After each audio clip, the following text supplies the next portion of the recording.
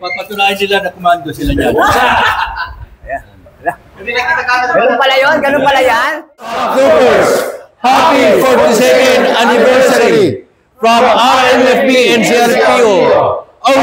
Pinapakita yung brotherhood ng lahat ng SAF troopers.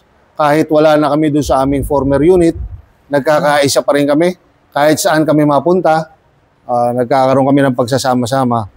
We are one family. We are all brothers and sisters. Bilang isang SAF trooper, kahit malipat kami ng unit, dala pa rin namin yung mga natutunan namin sa SAF, especially yung discipline. So yun ay dala-dala namin. Kung ano naman, sub-challenge na tinatawag namin, mabibigyan ka nito, pero para mabigyan ka nito, kailangan meron kang foundation course. Ibig sabihin, pag may foundation course ka na, you can operate anywhere in the Philippines yan, in the Philippines. Kaya yan, may ano yan eh, may mapa ng Pilipinas at saka may tabak.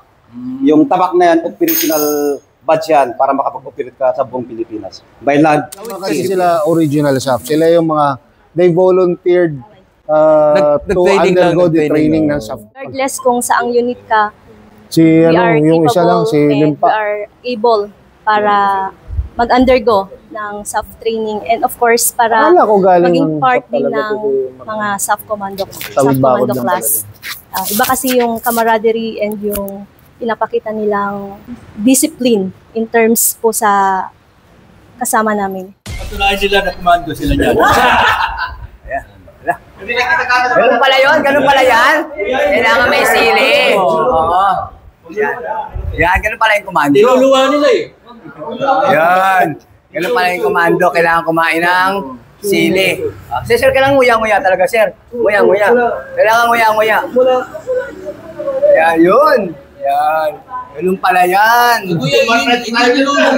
Ayan, nguya-nguya, oh.